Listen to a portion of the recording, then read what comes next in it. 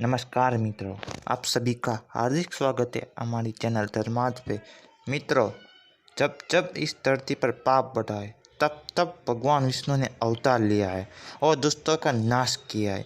भगवान विष्णु के अब तक कुल 9 अवतारों का अवतरण इस धरती पर हो चुका है।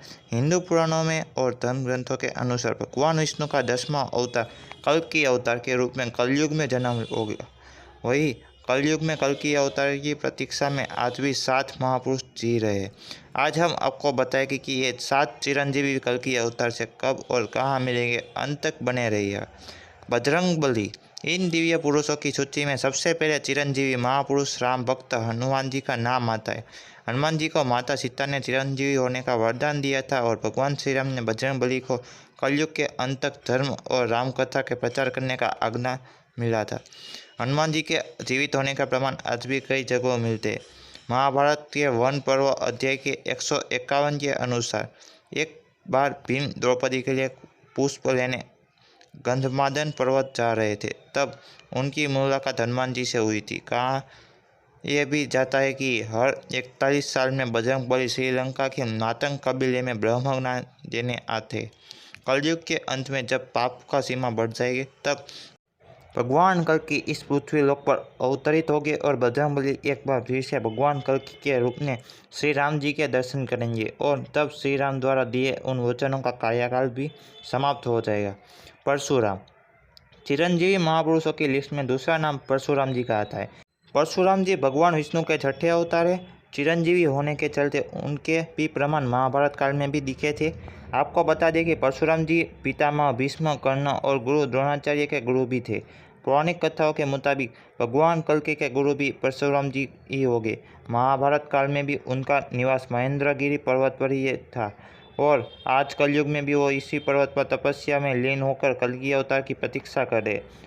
राजा बलि, अगले महापुरुष में राजा बलि श्री हरि भक्त प्रहलाद के वंशज थे। उन्होंने अपने बल से तीनों लोगों को जीत लिया था। इसके साथ ही उनको बहुत बड़ा दानवीर भी माना जाता था।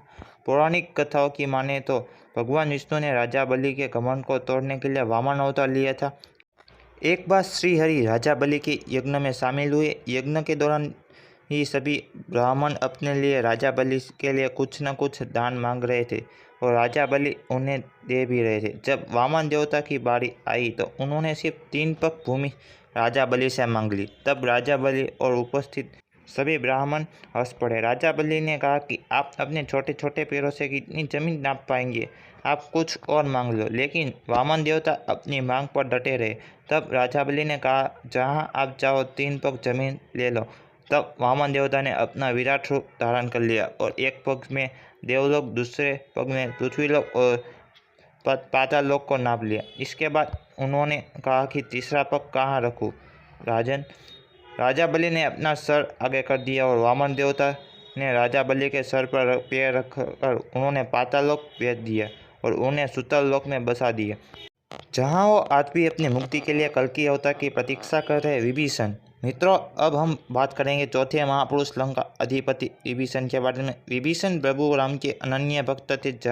जब लंकापति रावण ने माता सीता का हरण कर लिया था, तब विभीषण ने अपने भाई रावण को काफ़ी समझाया था कि भगवान राम से शत्रुता न करे, जिसके बाद रावण ने उन्हें अपनी लंका से निकाल दिया था। तब विभीषण भगवान राम की सेवा में चले गए और रावण के अधर्म का अंत करने के लिए धर्म का साथ दिया। यही कारण है कि भगवान श्री राम ने विभीषण को चिरंजीवी होने का वरदान दिया था, जो कि आज के युग यानी कलयुग में अंत तक जीवित रहेगी। विभीषण के जीवित होने का प्रमाण रामायण काल के बाद महाभारत काल में भी मिले थे।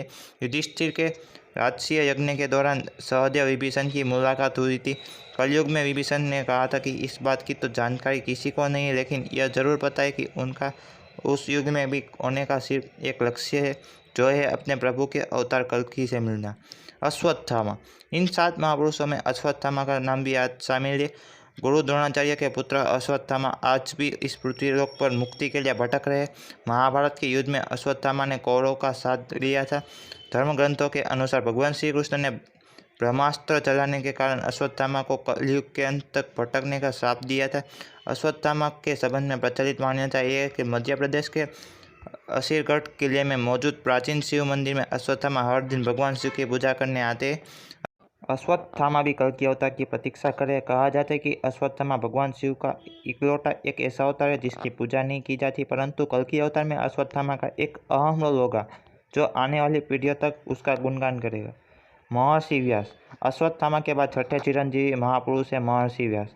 महर्षि को वेदव्यास के नाम से भी जाना जाता है क्योंकि उन्होंने ही 4 वेदों, महाभारत, 18 पुराण और भगवत गीता लिखी की। महर्षि व्यास जी ने भगवान कल्कि के जन्म से पहले उनके अवतार के बारे में ग्रंथों में लिख दिया था। महर्षि वेदव्यास बहुत बड़े तपस्वी होने के कारण आज भी कलयुग में भगवान कल्कि के दर्शन के लिए तपस्या में लीन होकर इंतजार कर रहे। कृपाचार्य। कलयुग के आखिरी और 7वें चिरंजीवी महापुरुष है कृपाचार्य। संस्कृत ग्रंथों में उनको चिरंजीवी के रूप में बताया गया है। कृपाचार्य अश्वत्थामा के मामा और पांडवों और कौरवों के आचार्य थे। भागवत के मुताबिक कृपाचार्य की गणना सप्तऋषियों में की जाती है। कहा जाता है कि वे इतने बड़े तपस्वी थे कि उन्हें अपने तप के बल पर चिरंजीवी रहने का वरदान मिला था। वहीं कुछ लोगों का मानना यह है कि उनकी निष्पक्षता के आधार पर उन्हें चिरंजीवी रहने का वरदान मिला था। कलयुग में कृपाचार्य अधर्म का नाश करने में कल्कि अवतार की मदद करेंगे। तो मित्रों, आपने देखा कि 7 चिरंजीवी कलयुग में भगवान विष्णु के अवतार कल्कि से कब और कहाँ मिलेंगे।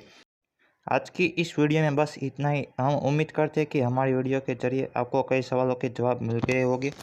अगर आपको हमारी ये प्रस्तुति पसंद आई है तो हमारे वीडियो को लाइक कर चैनल को सब्सक्राइब कर दीजिएगा। अगर हमसे इस वीडियो में कोई भी भूल या गलती हुई हो तो हम आपसे क्षमा मांग रहे, कृपया हमें क्षमा कर दीजिएगा।